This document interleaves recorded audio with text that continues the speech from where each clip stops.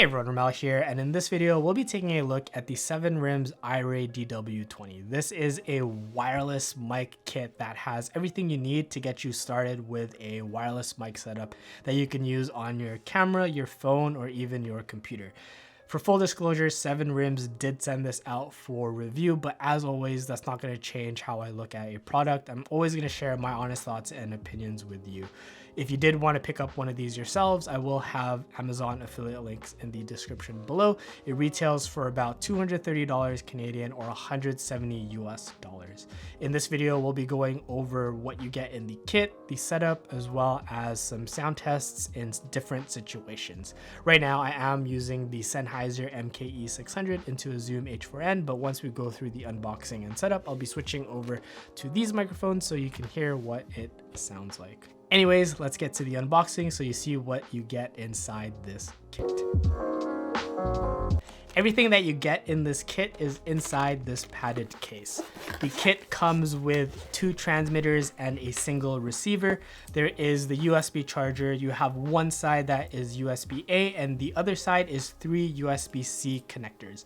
You'll notice that there is an orange cable and 2 black ones. The 2 black ones only carry power, which is good for charging the devices, but the orange cable also works with data. You get 2 TRS connectors as well. One is TRS to TRS and the other is TRS to TRRS. The TRRS is meant to be used for your mobile devices and the TRS is for your camera. You get 2 lavalier microphones as well in this kit that you can use with both of the transmitters. They have the wind pop filters on them already.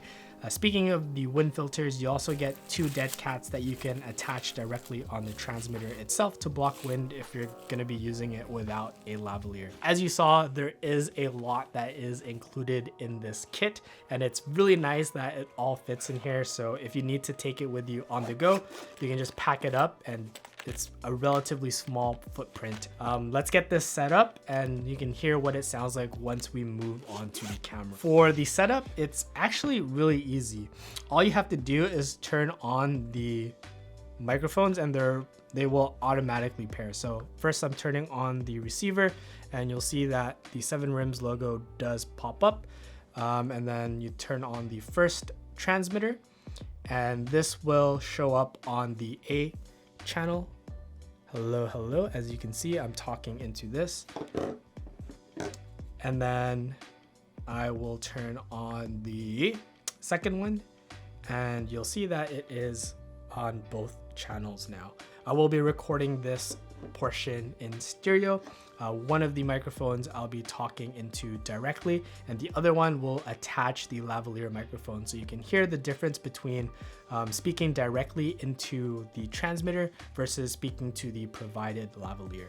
Anyways, I'm going to hook this up into the camera and then we'll see what that sounds like. Since we have everything set up, the rest of the audio will come from the iRay DW20 going into the X-T4. As you can see, I have the transmitter mounted directly to my hoodie, and then I also have the lavalier mounted on the other side. Because this does support stereo, I'll be able to separate these channels in post and then have them play independently of each other so you can hear the difference between using the lavalier microphone or the transmitter directly. I will have something down here to let you know what you're listening to. Anyways, let's look at some of the features of the iRay DW20. This is a fully wireless setup that comes with 2 transmitters and a receiver. This operates on the 2.4 gigahertz band and they automatically pair with each other. The first transmitter you turn on will be on the A channel and the second will be on the B channel. If you're recording on stereo, A is recorded to the left channel and B is recorded to the right channel. There is a screen on each of these that displays some basic information like if they're paired, the signal strength, how much battery is left, what channel, as well as the audio levels. They are relatively small and light. They measure in at about 45 millimeters by 45 millimeters and 15 millimeters thick, and they both weigh in at about 29 grams. They do have a belt clip at the back of each unit and it doubles as a hot shoe mount. So you can slide this into any hot shoe mount or clip it to where you need. The buttons on the transmitter are for muting and pairing, and the buttons on the receiver are for increasing and decreasing the gain on each of the channels. You can increment them in steps of 2, and it ranges from -12 decibels to 12 decibels. If you're on mono, increasing or decreasing the volume happens on both channels, but if you're in stereo, each button press for the top or button increments it by 2 and it cycles around. So it goes 2, 4, 6, 8, 10, 12, -12, and then all the way back up to 0. So that's how you adjust the levels. The receiver, you can also plug in a pair of headphones so you can monitor the audio from the receiver straight into the headphone. If you want to use the lavaliers, you attach them directly to the transmitter with the 3.5mm port, and you aren't just limited to the lavaliers that come with this microphone. You can use other microphones or other lavaliers if you want to see if that improves the audio quality. The dead cat's also attached to the transmitters easily. All you have to do is place it into these notches and then you're good to go. The receiver does have 3 different modes. Mono recording is meant to record on both the left and right channel simultaneously, so you won't hear a separation in the audio. Even if you are using 2 separate microphones, they will both record mono on the device that you're recording to. Stereo recording, on the other hand, separates it from the left and the right channel.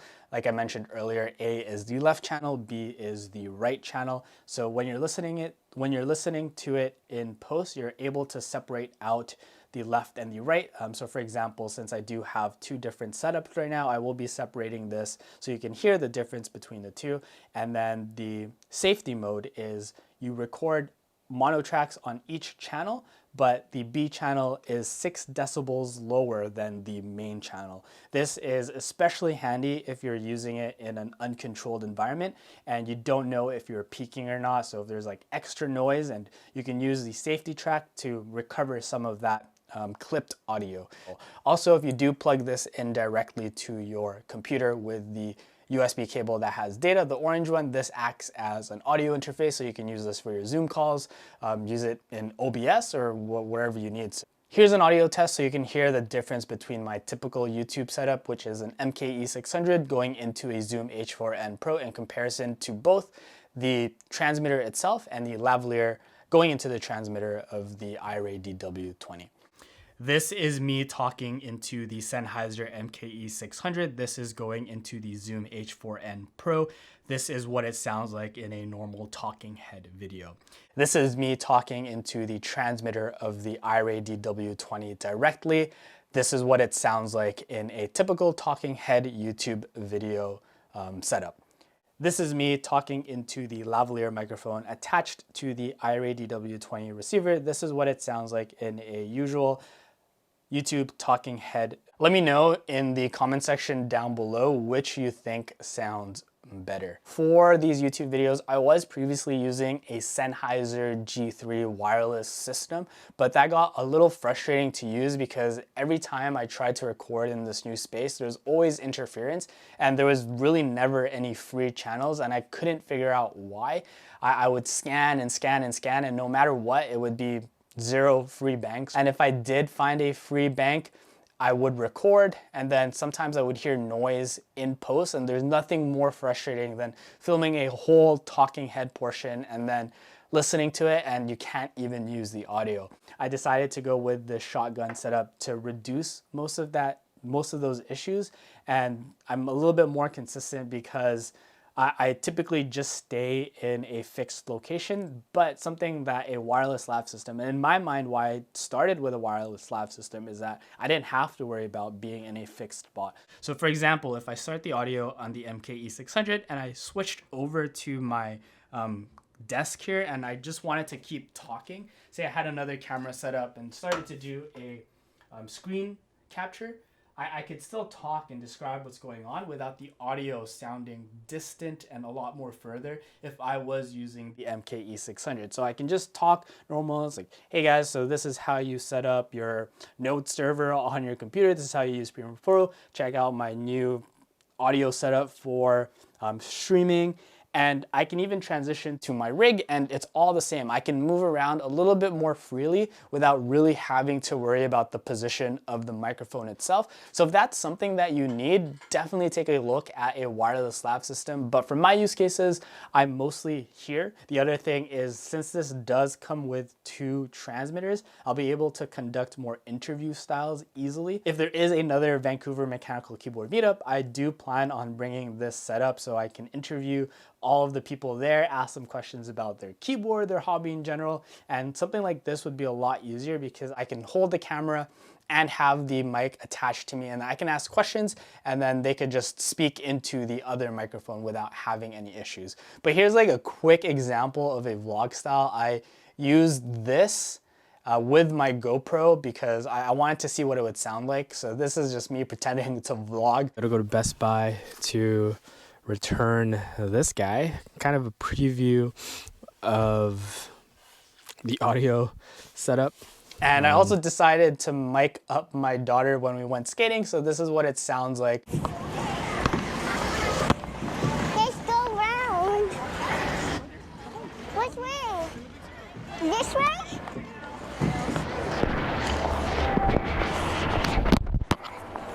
Did that? As you can see, these are probably my most common use cases for this, is using it in a vlog or interview style, or just miking up my kids and making videos with them. I haven't really found the use of having to be very, very distant with the microphone and camera, so I'm not able to really test the range, but there are quite a bit of other reviews out there if you wanted to see what this microphone sounded like at further ranges. And yeah, after listening to this and figuring out the settings correctly, I think it does sound good enough for YouTube. I do prefer the MK-E600 going into the Zoom H4n Pro, but again, that's a pretty unfair comparison. This is a completely different setup when you are looking and comparing it to the DW20. I think that if you do need a mic system that is wireless just to get you off your mic, your camera mic, it does give you a lot of flexibility, especially because you can use it in a lot of situations where this does limit you to a single situation where it's just talking headshots, but this gives you the flexibility of moving around, not really having to worry about how close or far away you are from the microphone. And yeah, if you've been listening to the DW20 for most of this video, and it honestly does sound pretty good. I don't think you'd get any complaints of audio quality because audio is really important when it comes to these YouTube videos. I think that it is a good option if you need wireless, but if you don't need wireless, you can get away with some cheaper shotgun mics, get a long 3.5 millimeter TRS to TRS, get that mic as close to you as possible, and then use that if you don't need the wireless setup. Also, in comparison to the Rode Wireless Go 2, this does seem like it is better value. I'm not able to talk about the audio quality because I haven't used the Rode Wireless Go 2 myself, but if you look at the kits themselves, the Rode Wireless Go 2 retails for $250 Canadian. That is only a 1 transmitter, 1 receiver setup, but when you look at the iRay DW20, that comes with 2 transmitters and a single receiver. Let me know in the comments section down below if you want me to actually do a comparison between this and the Rode Wireless Go, and I'll see if I can do that for you. But if you are looking for a microphone that you just use on your desktop or your Mac, I do have reviews of a dynamic microphone, the Fine K658 and the Fine A6T. I'll have those linked here. And yeah, I'll catch you guys in the next one. Let me know if you have any questions down below about the wireless mic system here.